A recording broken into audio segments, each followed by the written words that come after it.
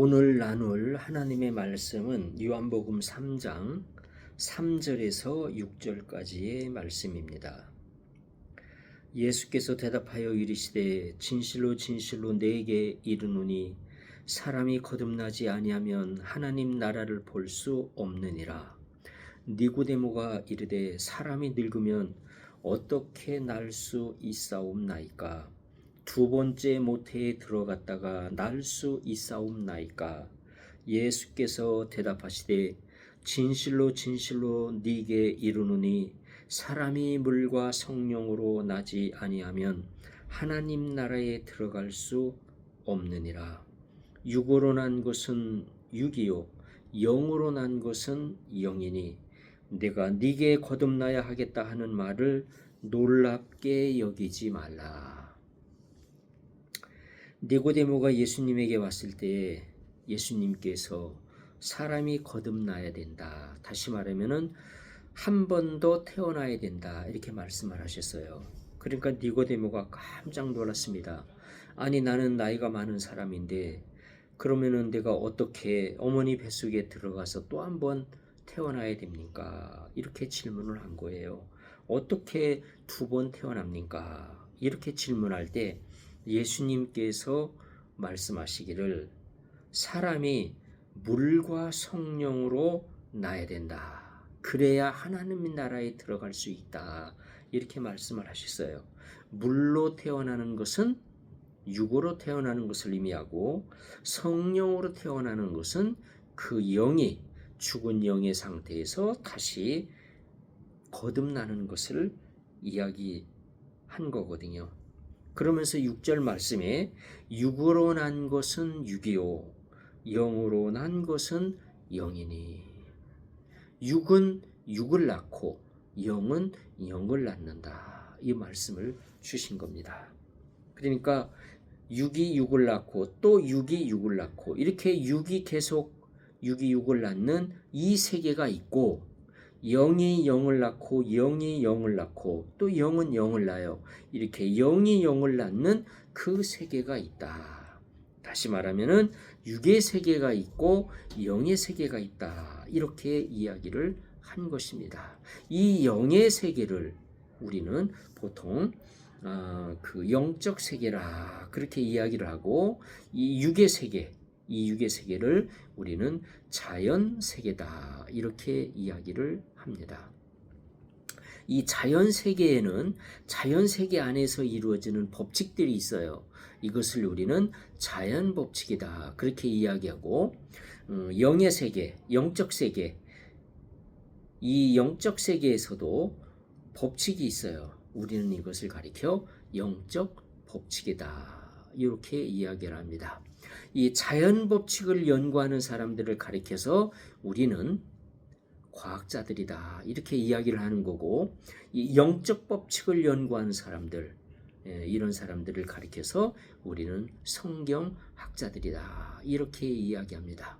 왜냐하면은 이 영에 대한 것을 이야기하고 있는 책이 바로 성경입니다. 그래서 우리가 성경을 읽을 때 이 성경이 육에 대한 것으로 이해하지 말라는 거죠. 영으로 이해를 하라는 것입니다. 그 대표적인 케이스가 어디에 나와 있습니까? 요한복음 6장 31절에 기록된 바 하늘에서 그들에게 떡을 주어 먹게 하였다 함과 같이 우리 조상들은 광야에서 만나를 먹었나이다. 예수께서 이르시되 내가 진실로 진실로 너희에게 이르노니 모세가 너희에게 하늘로부터 떡을 준 것이 아니라 내 아버지께서 너희에게 하늘로부터 참떡을 주시나니 하나님의 떡은 하늘에서 내려 세상에 생명을 주신 것이니라. 그들이 이르되 주여 이 떡을 항상 우리에게 주소서. 예수께서 이르시되 나는 생명의 떡이니 내게 오는 자는 결코 줄이지 아니할 터요 나를 믿는 자는 영원히 목마르지 아니하리라, 라고 말씀하시면서 예수님께서 내가 생명의 떡이다, 그러니까 나를 먹어라 라고 이야기합니다. 예수님의 피는 바로 우리의 음료라고 말씀하고 계십니다. 이것을 육의 이야기로 들으면 이해가 안 되죠. 그래서 이 성경은 영에 관한 이야기입니다. 영에 관한 그런 그 말씀을 주고 있는 겁니다. 그래서 우리는 성경을 통해서 영적 법칙을 배워가는 겁니다. 이 과학자들은 이 자연 법칙을 열심히 연구하고 이 자연 법칙에서 이루어지는 일이 무엇인지를 연구하게 됩니다. 우선 이 법칙에 대한 이야기를 하기 전에 이 자연 세계에 속한 것들이 뭐가 있을까요?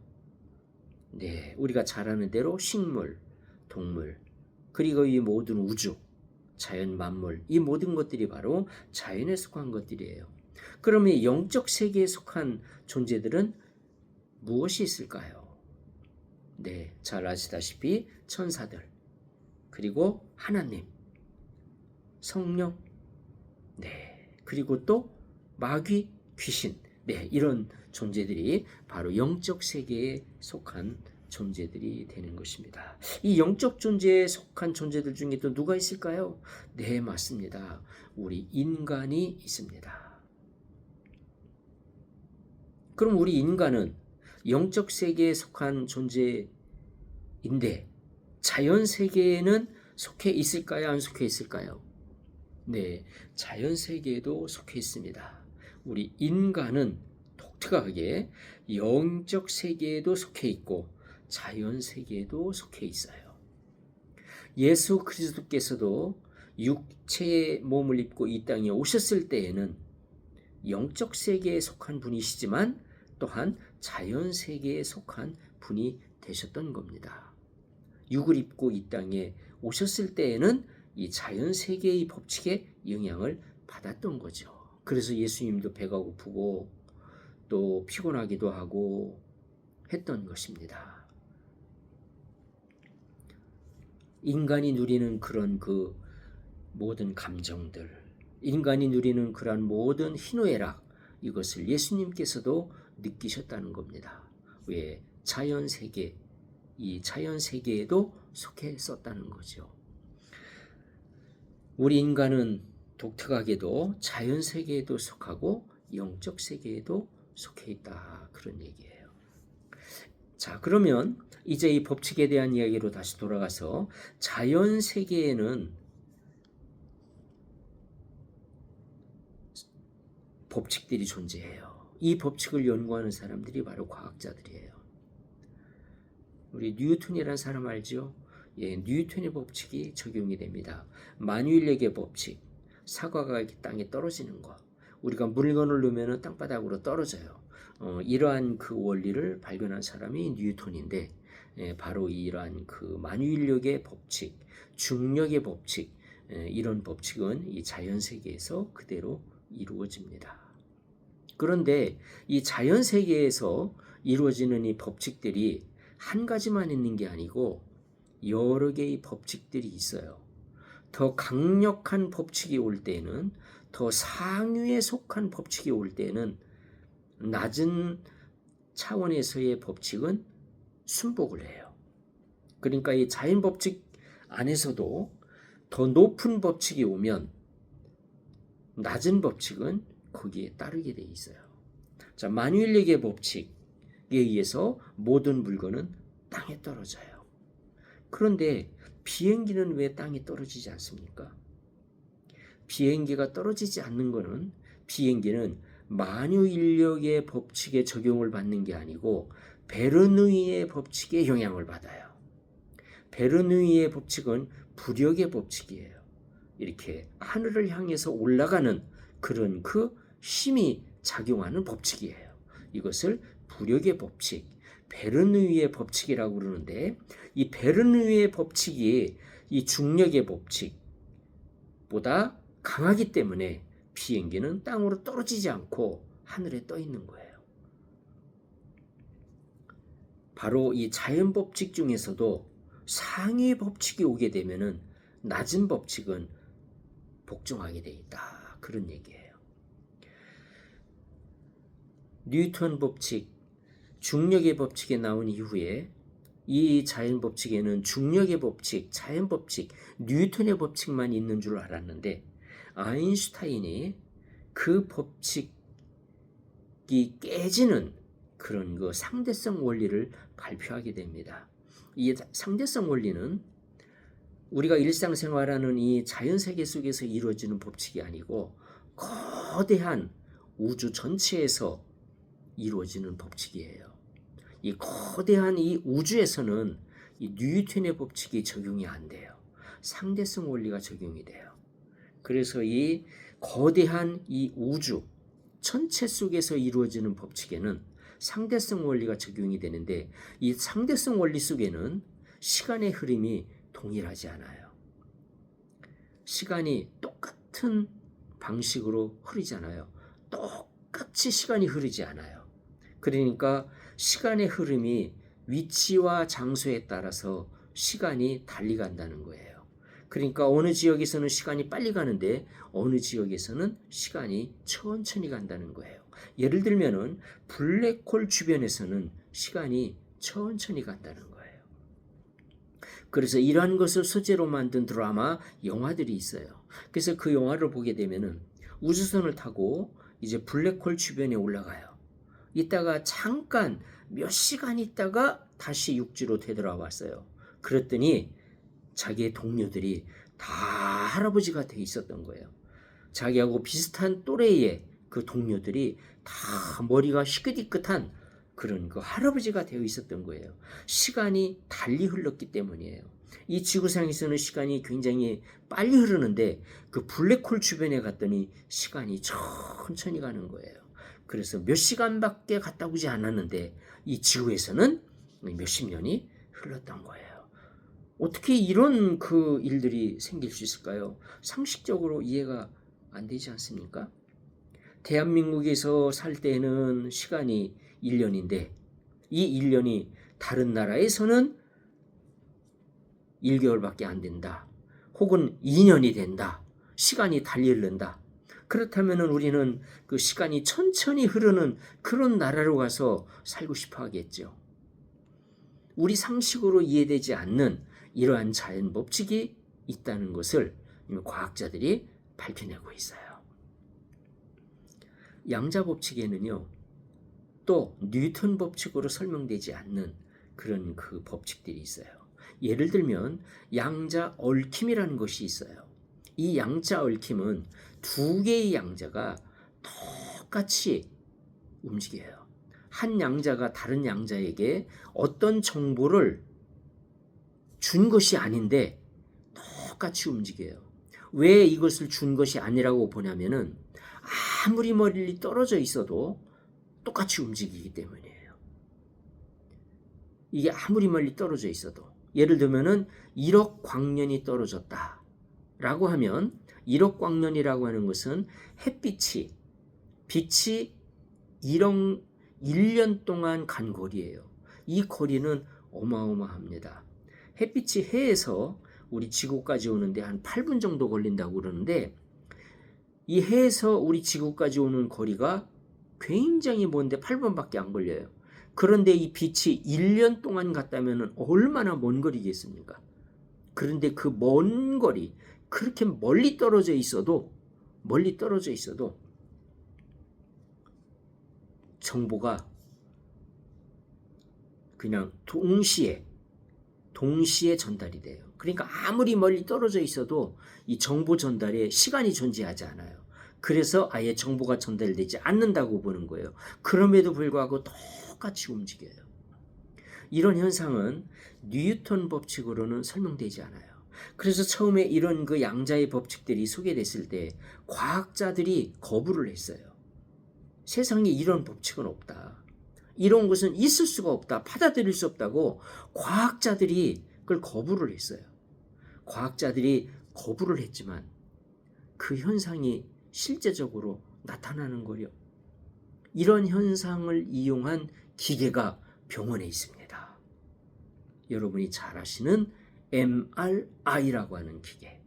MRI라고 하는 기계가 바로 이 양자 얽힘의 원리를 이용한 그런 그 의료기기가 되는 겁니다.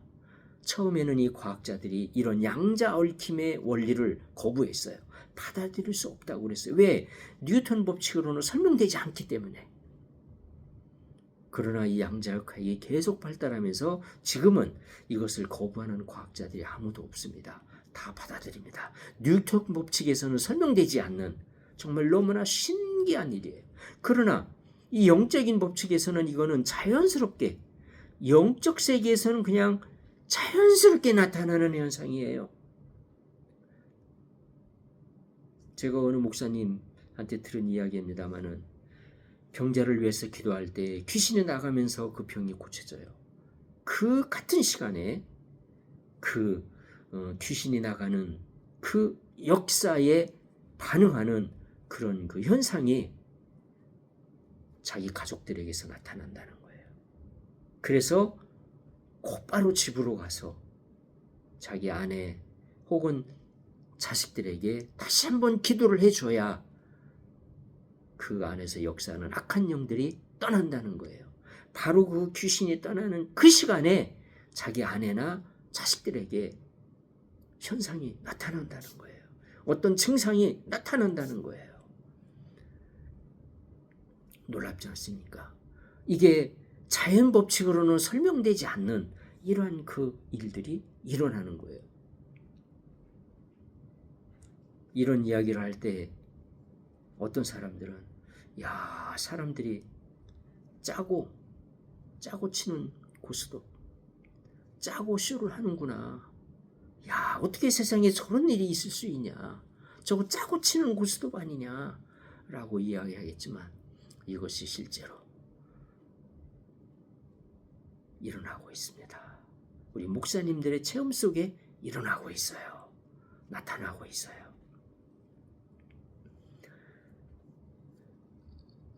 모든 법칙은 상위의 법칙이 나타나게 되면 굴복하게 되어 있어요.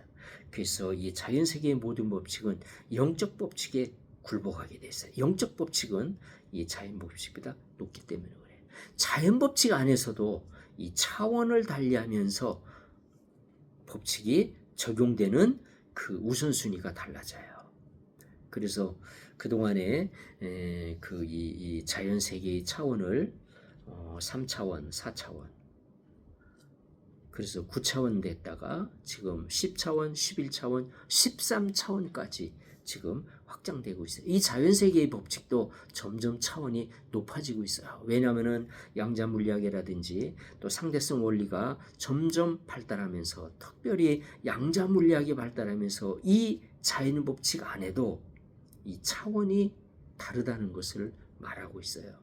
이 차원이 점점, 그러니까 낮은 단계의 차원에서는 높은 단계의 차원을 이해할 수 없어요. 이해되지 않아요. 뉴턴 법칙 세계에서는 이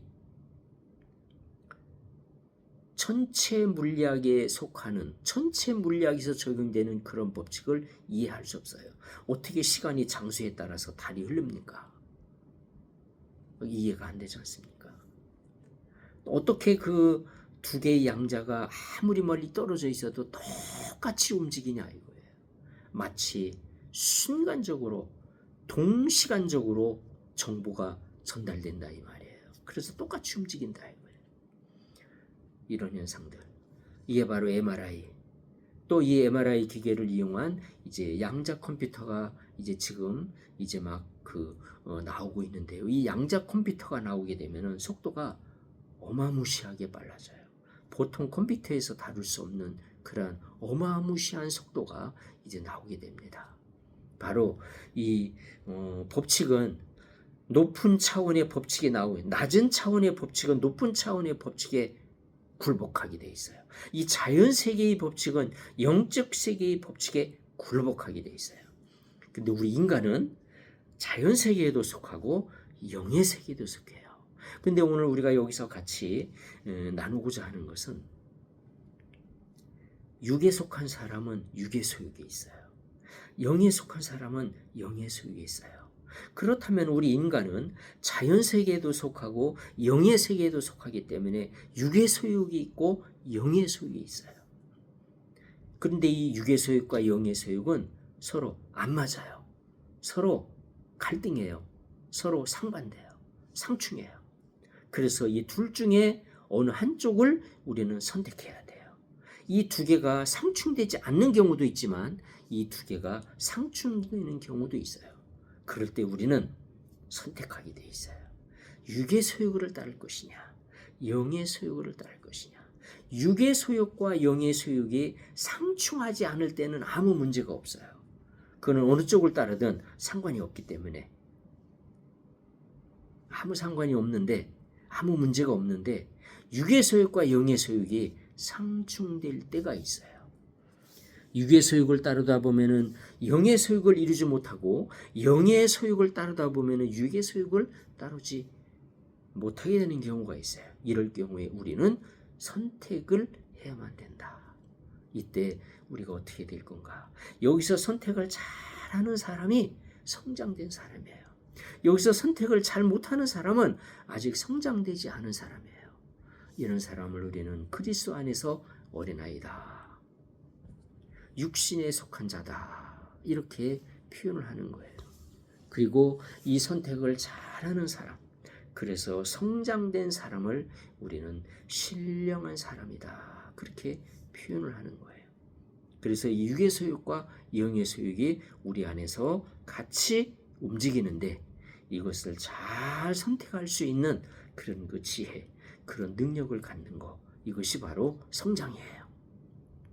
그리고 이 선택을 아주 잘하는 사람, 실수 없이 영의 소욕을 따라서 잘 사는 사람을 우리는 가리켜서 신령한 사람이다, 이렇게 말해요. 이 신령한 사람은 육의 소욕을 전혀 다 무시하느냐? 그건 아니에요. 우리 성경에서도 육의 소욕을 다 부인하지 않아요. 사람이 떡으로만 살 것이 아니요, 이 말은 떡을 전혀 먹지 말라는 말이 아니에요. 떡이 필요해요. 근데 떡으로만 살지 말라는 거예요. 떡만 먹고 사니까 문제가 된다는 거예요. 사람이 떡으로만 살 수는 없다는 거예요. 그러니까 떡도 필요한데 떡 외에 영적인 양식도 필요하다는 거예요. 하나님의 말씀, 기도가 필요하다는 거예요. 그러니까 그 영적인 육의 소욕, 신령한 사람이라고 해서 그 육의 소욕을 다 무시하고 다 무조건 다 버리라는 것은 아니에요. 바울 선생님도 말씀하셨잖아요. 부부 사이에서는 분방하지 말라. 마귀로 틈을 타지 않게 하기 위해서 기도할 때 외에는, 기도하기 위하여 특별히 기도하는 시간을 갖기 위해서 분방하는 것 외에는 서로 분방하지 말라. 다시 말하면 육의 소욕을 인정하고 있는, 육의 소욕도 필요하다는 것을 말씀해 주시고 있는 거예요. 육의 소욕을 과도하게 지나치게 거부하게 되면 마귀로 틈을 타게 한다는 거예요. 마귀로 하여금 그 역사하도록 한다는 거죠. 그래서 그 육의 소욕을 그 성령의 인도 가운데 그 채우는 것은, 그것은 합당한 일이다, 그렇게 이야기를 하는 것입니다. 육의 소욕을 무조건 막 이렇게 거부하는 거, 그것이 꼭 신령한 사람이다, 그건 아니에요. 그러니까 우리는 금욕주의자가 되라는 말이 아니에요. 금욕주의자는, 하나님은 우리에게 금욕주의자가 되라고 말씀하시지 않았어요. 금욕주의는 하나님의 뜻이 아닙니다. 우리 안에서 일어나는 모든 그 육의 소욕을 잘 분별하고 하나님 뜻 가운데 선별할 수 있는 그런 지혜가 필요한 거예요. 무조건적으로 육의 소욕을 금하는 사람들은요, 그리고 그 육의 소욕을 금하고 억제하고 그것을 거부하는 것이 신령한 사람이다 라고 생각하는 사람들도 가끔 있어요. 하나님에 대한 열심으로 하니까 참 마음은 참 기특한데 성령의 인도를 잘 받아야 돼요. 성령의 인도 가운데 육의 소욕을 절제하는 것이 필요해요. 지나치게 육의 소욕을 거부하는 것은, 그것은 지혜로운 것이 아니에요. 인위적으로, 인간적인 의지로 육의 소욕을 이렇게 거부하는 사람들 중에 나타나는 특징 중에 하나는, 육의 소욕을 따르는 것처럼 보여지는 어떤 현상을 볼 때 그것을 판단하는 거예요. 제 주변에 정말 신령한 목사님이 있어요.